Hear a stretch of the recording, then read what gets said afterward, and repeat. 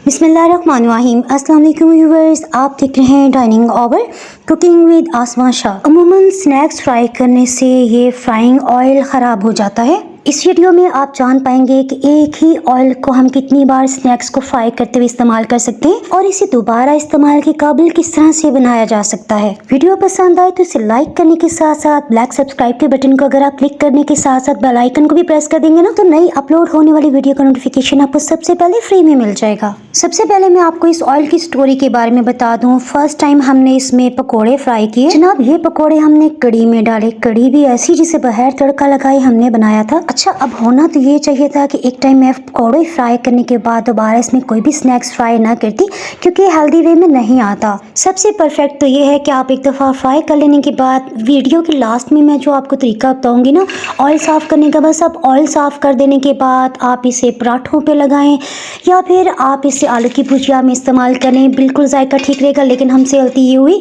कि हमने इससे नमक पारे भी फ्राई कर लिए। अब ऑयल की कंडीशन आपके बिल्कुल सामने है। सबसे पहले हमने ऑयल को ढक्कन से कवर करते हुए रूम टेम्परेचर पे आने दिया। उसके बाद 24 घंटे के लिए इसे पड़ा रहने दिया।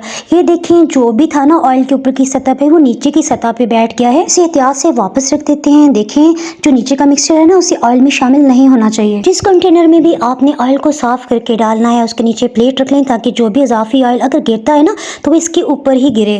अगर आपके पास मलमल का कपड़ा है तो आप डबल लेयर कर सकते हैं। अगर कॉटन का कपड़ा है तो सिंगल लेयर भी चलेगी। नीचे की तरफ लटका हुआ जो कपड़ा है ना, हाथों से उसको सब चुनट बना के हाथ में हमने कंटेनर पे टाइटली फिक्स कर दिया। हल्का सा हाथ से कपड़े को नीचे की तरफ हम प्रेस करें। ये मैं आपको दोबारा से दिखा देती हूँ। देखिए, इस तरह से कपड़े की जो भी लेयर है ना उसे हम इकट्ठा करके पकड़े हैं, ताकि ऑयल डालते ही कपड़ा अंदर की तरफ ना गिरे। अब जो भी ऑयल गंदा है जिसे आप साफ करना चाहते हैं उसे आहिस्तगी से आप इसमें उल्टा दें। आहिस्तगी से इसलिए ताकि इसके नीचे जो मिक्सचर बैठा हुआ है ना वो ऑयल में जाके इसे खराब ना कर दे। अगर आप ये कपड़ा ढीला सा रखेंगे ना, तो मेरे साथ तो 2-3 बार हो चुका है कि ऑयल और कपड़ा सभी इस कंटेनर के अंदर धड़म करके गिर गया। अपनी मेहनत पे खुद ही पानी फेर दिया। सो इसीलिए मैंने शुरू में आपको 2 से 3 बार इस कपड़े को टाइटली पकड़ने का तरीका बताया था। मैं आपको साइड पे करके दिखा देती हूँ। देखिए, भी थोड़ा सा ऑयल है जो भी हम इसमें मजीद डाल सकते हैं। बस अभी जो लास्ट में बच गया ना, इसे हमने इसमें नहीं डालना, इससे अलग से हम साफ करें। इस कपड़े के चारों कोनों को पकड़ते हुए हम हाथों में उठा लेते हैं ताकि जो भी ऑयल है इसमें से निकल जाए। अच्छा, यही कपड़ा जो है ना, अब हम इसे दोबारा से 4 टाइम्स फोल्ड करके 4 तहों में बना रहे हैं, ताकि ये जो ज्यादा खराब ऑयल है हम उसे छान सकें। इस खराब ऑयल को छानने के लिए अब हम कप ले रहे हैं ताकि आपको आसानी से इसमें से नजर आ सके। दोबारा से कपड़े को एहतियात से पकड़ लिया है। अब हम सारे खराब ऑयल को इसमें उल्टा रहे हैं। कप में जब ये ऑयल सारा छन जाएगा उसके बाद हम इसे कवर करते हुए रात भर के लिए रहने देंगे।